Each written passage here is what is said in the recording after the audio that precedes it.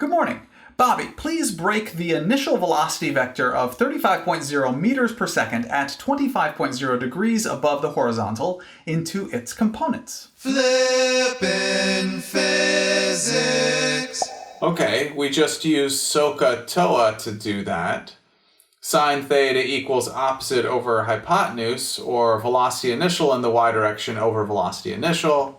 That means velocity initial in the y direction equals velocity initial times sine theta, or 35 sine 25, or 14.7916, or 14.8 meters per second with 3 sig figs.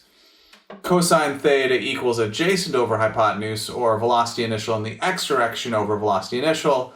That means velocity initial in the x direction equals velocity initial times cosine theta, or 35 cosine 25, or 31.7208, or 31.7 meters per second. Thank you, Bobby. Those are the components of the initial velocity vector.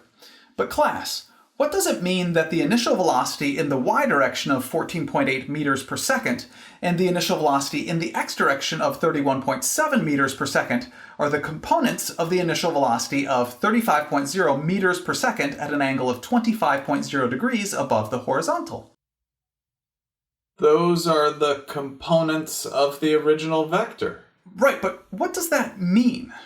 The components are the pieces of the original vector. When you add the components together, you get the original vector. So the initial velocity in the x direction plus the initial velocity in the y direction equals the initial velocity? Yes. Yeah. Yep. Really? 14.8 plus 31.7 equals 35? Yes. No, you left off direction. Right. 14.8 meters per second in the x direction plus 31.7 meters per second in the y direction equals 35.0 meters per second at 25.0 degrees above the horizontal. But what is wrong with velocity initial in the x direction plus velocity initial in the y direction equals velocity initial? He left off the vector symbol off of each velocity. When you add the vector symbols to that equation, the equation is correct. Yeah. Oh. Absolutely correct. Now, using the Pythagorean theorem and tangent theta, you can prove that the components of the vector add up to the original vector. However, I'm not going to walk my way through all of that right now. Instead, I'm going to express the initial velocity vector using its components and unit vectors. In other words, this initial velocity equals 31.7i with a unit vector hat, plus 14.8j with a unit vector hat, all in meters per second. I with a unit vector hat, j with a unit vector hat, and k with a unit vector hat are vectors with a magnitude of 1 unit in the x, y, and z directions respectively. That is why I, j, and k are called unit vectors. To be absolutely clear, these two expressions for initial velocity identify the same vector. One uses magnitude and direction, the other uses unit vectors. Mr. P, Yes, Bobby? why?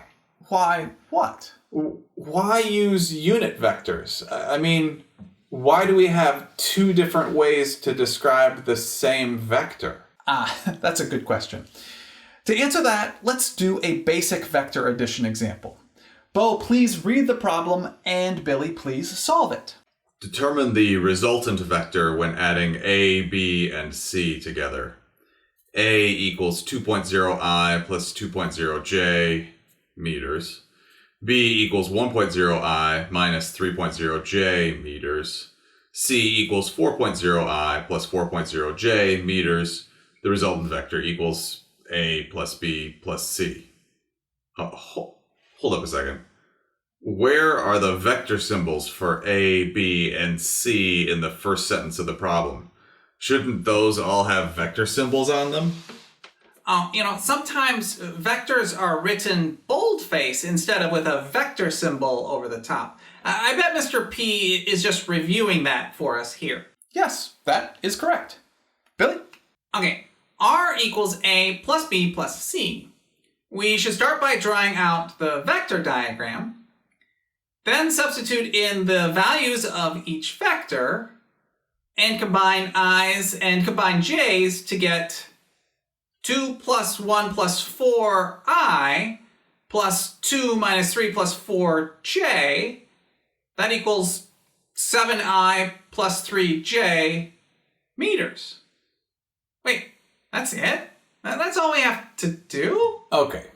That is why we will sometimes use unit vectors to describe vectors. That was really easy. Imagine if each vector were instead given with a magnitude and direction.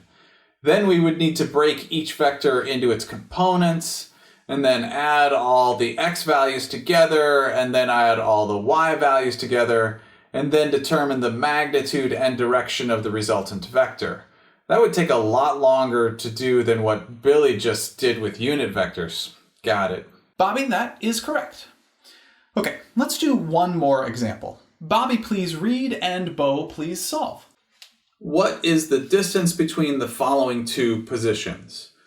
R1, I guess that is position 1, equals 15.0 meters at 55.0 degrees east of north, and position 2 equals 25.0 meters at 45.0 degrees north of east. Well, start by drawing both vectors. Okay, we need to find the difference between the two vectors, which is delta r. Add delta r to the vector drawing. Once we have delta r, we can determine the magnitude of delta r to get the distance between the two positions. So r1 plus delta r equals r2. That means delta r equals r2 minus r1. Now we need to determine the components of r1 and r2. Actually, Bo, please express position 1 and position 2 using unit vectors, and use unit vectors to solve this problem. If he wants us to use unit vectors, then why did he give us vectors with magnitude and direction? He's probably just forcing us to review again. He's always doing that. Yeah, that he is. Okay. Sine theta equals opposite over hypotenuse.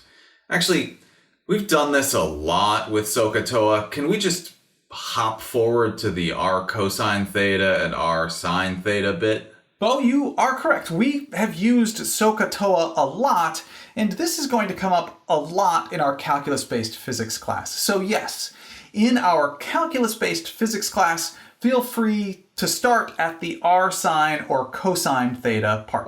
Sweet.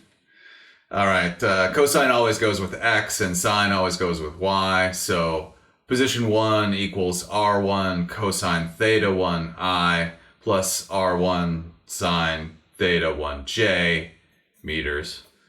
Plug in numbers and we get 8.60365i plus 12.2872j meters. Position 2 equals r2 cosine theta 2i plus r2 sine theta 2j meters. Plug in numbers, and we get, well, they're the same. So 17.6777i plus 17.6777j meters. And now we solve for delta r. So Wait a second, Bo. What? I think you got your sine and cosine switched for position 1. What? Yeah, the first position vector angle is 55 degrees east of north, not north of east. That means sine goes with x and cosine goes with y. Yeah. Oops. Yeah, please be careful to notice if your angle is with the horizontal or the vertical. It really makes a difference, because it is not correct that cosine always goes with x and sine always goes with y. Again, it is not correct that cosine always goes with x and sine always goes with y. Yeah. Well, now we can solve it. Delta r equals position 2 minus position 1. Substitute in the unit vectors. Combine the I values and combine the J values. And we get 5.39040I plus 9.07405J meters for delta R. And now we need to find the magnitude. Wait a second. Delta R is change in position. If an object goes from position 1 to position 2, they will have gone through a displacement of 5.39 I plus 9.07 J meters. That would be the object's displacement. That is correct, Billy. Thanks. Bo, please finish the problem. All right, using the Pythagorean theorem, we know the magnitude of delta R equals the square root of 5.39040 squared plus 9.07405 squared, which equals 10.5544 or 10.6 meters. The distance between position 1 and position 2 with 3 sig figs is 10.6 meters. Correct. Now, I want to talk more about this R position vector. The R position vector is used to identify the location of an object in multiple dimensions. For example, R position vector equals x times unit vector I plus y times unit vector j plus z times unit vector k. This position vector identifies the location of an object in three-dimensional space. As Billy pointed out, we can also have the change in R position of an object, which is the displacement of the object in three-dimensional space. In other words, we are no longer only identifying the position and displacement of an object in the x, y, or z directions independently, but rather all three directions at the same time using the R position vector. Okay, class, what then is change in R position over delta t equal to? Velocity. Average velocity. Remember, that is average velocity. Yeah. Average velocity. And what then is the derivative of R position with respect to time equal to? Instantaneous velocity. Now, I know this does not look all that different from what we were doing before.